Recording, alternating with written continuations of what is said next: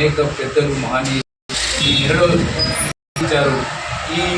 ఈ జన్మ జయంత్యుత్సవాలను సందర్భంగా దళిత భోజన పెట్టు భారత రాజ్యాంగం ప్రచారోద్యమానికి శ్రీకారం చుట్టింది. ఎందుకు శ్రీకారం చాలా స్పష్టంగా చాలా విషయాలు చెప్పారు. ఎందుకు ఇవాళ ఈ కార్యక్రమం తీసుకున్నాం, ఎందుకు ఈ రాజ్యాంగం ఎందుకు మనము రక్షించుకోవాల్సిన అవసరం ఎందుకు ఇవాళ మనము రక్షించుకోవాల్సిన పరిస్థితికి అనే పరిస్థితికి ఎందుకు ఇవాళ మనము చాలా శ్రీకాంత్ మనతోటి విషయాలు మనతో షేర్ చేశాడు. కాబట్టి మిత్రులారా, ఇవాళ గత 10 సంవత్సరాలుగా ఈ దేశంలో అధికారంలో ఉన్న మతోన్మాద బీజేపీ పార్టీ మేము 400 సీట్లు గెలవబోతున్నాం ఈ రానున్న ఎన్నికల్లో. కాబట్టి మేము ఈ భారత రాజ్యాంగాన్ని మారుస్తామని చెప్తున్నారు. ఏం అవసరం వచ్చింది భారత రాజ్యాంగాన్ని మార్చాల్సిన ఏం అవసరం వచ్చింది? అసలు ఎందుకు మార్చాలి భారత రాజ్యాంగాన్ని అంటే, ఈ దేశంలో ఉన్న మెజారిటీ ప్రజలైన ఎస్సీలకు, ఎస్టీలకు, బీసీలకు, మైనార్టీలకు ఇవాళ ఒక హక్కు కల్పించాం. శ్రీకాంత్ చెప్పాడు కదా, హక్కులు కల్పించేది. అది ఒక జీవించే హక్కును మొదలుకుంటే భారత రాజ్యాంగం అమలులోకి లేని సమయంలో ఈ దేశంలో కోట్లాది మందికి చదువుకునే హక్కు లేదు. కేవలం దళితులకు, అనగారిన వర్గాలకు, మైనార్టీలకి కాదు, బ్రాహ్మణ స్త్రీలకు కూడా చదువుకునే హక్కు లేదు. ఆడవాళ్ళు బయటకు రావద్దు, ఆడవాళ్ళు చర్చించద్దు, ఆడవాళ్ళు మాట్లాడకూడదు అనేది మనవాద సిద్ధాంతం ఉందో, బ్రాహ్మణ సిద్ధాంతం ఉందో, హిందూ మత సిద్ధాంతం ఉందో, ఆ సిద్ధాంతంలోనే ఈ దేశం నడిచింది కొన్ని తరతరాలుగా. బ్రిటిషులు వెళ్ళిపోయిన తర్వాత మొత్తం కుల వ్యవస్థను సృష్టించి, ఈ కులం వేరే దేశంలో ఎక్కడ ఉండదు, ప్రపంచంలో ఏ దేశంలో ఇక్కడ కులం ఉండదు, కానీ మన భారతదేశంలో మాత్రమే ఇవాళ కులం ఉండే పరిస్థితి ఉంది. దీని మూలంగా ఇవాళ కుల వ్యవస్థ తీసుకొచ్చి, అంతరాల వ్యవస్థను తీసుకొచ్చి ఇవాళ మొత్తము ఒక విభేదాలను, వివక్షను, అణచివేతను, అవమానాలను చేస్తున్న సందర్భము మన కళ్ళ ముందు కనిపిస్తున్న సందర్భం ఉంది. ఈ పరిస్థితుల్లో భారత రాజ్యాంగాన్ని రక్షించుకోవాల్సిన ఒక తక్షణ అవసరము, అనివార్యత ఉంది. అంటే మన జీవితాలను మార్చిన, మనకు చదువుకునే హక్కు ఇచ్చిన, మనకు జీవించే హక్కు ఇచ్చిన, మన ఇష్టం వచ్చిన మతాన్ని నమ్మే హక్కు ఇచ్చిన భారత రాజ్యాంగాన్ని ఇవాళ మారుస్తే మన భవిష్యత్తు ఇవాళ ప్రమాదం ఉంటుంది. రాజ్యాంగం పునాదిగా మనం ప్రజాస్వామ్యాన్ని ఏర్పడేసుకున్నాం, ప్రజాస్వామ్య పునాదిగా లౌకిక విలువలు వేసుకున్నాం, ఏ మతాన్నైనా మనం గౌరవించాలి అని ఒక సిద్ధాంతం మనము భారత రాజ్యాంగంలో చాలా స్పష్టంగా రాసుకున్నాం. ఇంతకుముందు శ్రీనివాస్ గారు గుర్తు చేశారు. ఈ రాజ్యాంగం మనంగా దేశ ప్రజలకు సమర్పించుకున్నాం. అటువంటి రాజ్యాంగాన్ని వల్ల తీసేస్తామనే కుట్ర వల్ల బీజేపీ చేస్తూ ఉంది. నిన్న సిద్దిపేటలో మోడీ వచ్చాడు. మోడీ ఏం మాట్లాడుతూ ఉన్నాడు?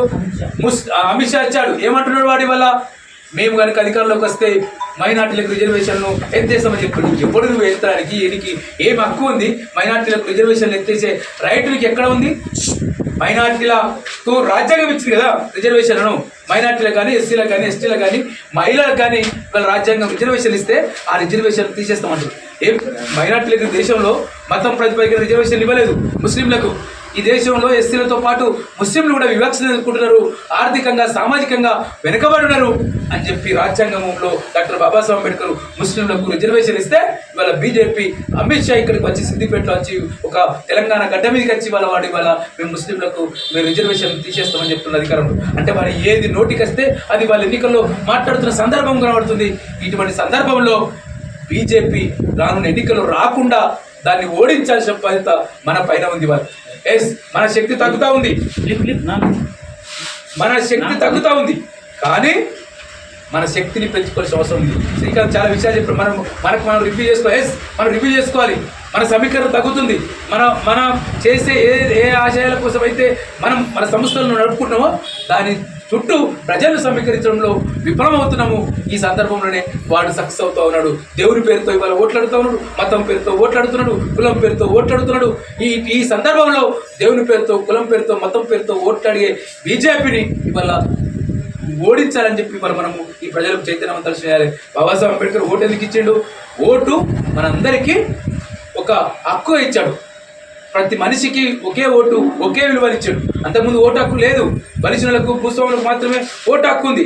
ఈ సందర్భంలో మనం ఓటు హక్కును సాధించుకున్నాం. డాక్టర్ బాబాసాహెబ్ అంబేద్కర్ మనకు ఓటు ఒక భిక్ష ఇచ్చాడు. ఓటు ఇవ్వడం అంటే మన జీవితాలు నిలబెట్టుకోవడానికి. అదేదో పార్టీకేసి, అగ్రకుల పార్టీలకేసి, మనవాద పార్టీలకేసి మనం కాలం వెళ్ళ తీసుకోవడం కాదు. అటువంటి సందర్భంలో మనం మన ఓటు హక్కును కాపాడుకొని మనం లేదు అనే ఒక ఒక వివక్షకు లేదు సమాజం అని చెప్పి ఏదైతే మన మహనీయులు కలగనరో అటువంటి వైపు ఇవాళ మనము ముందడుగు వేసుకుంటూ ముందుకు పోవాలని చెప్పి కోరుతూ మీ అందరికీ పేరు పేరున జై భీమ్. Thank you.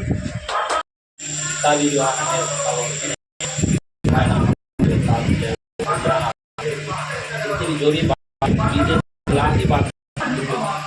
जो भी करना है बीजेपी अभी जो है ना तभी नहीं तो जो है ना चाह तो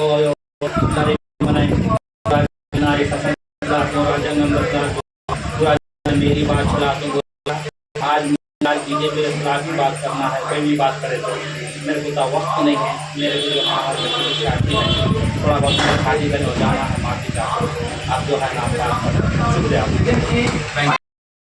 ఈ వీడియో కానీ మీకు నచ్చినట్టయితే లైక్ చేయండి, అలాగే సబ్స్క్రైబ్ చేయండి, పక్కనే ఉన్న బెల్ బటన్ని నొక్కడం మర్చిపోకండి.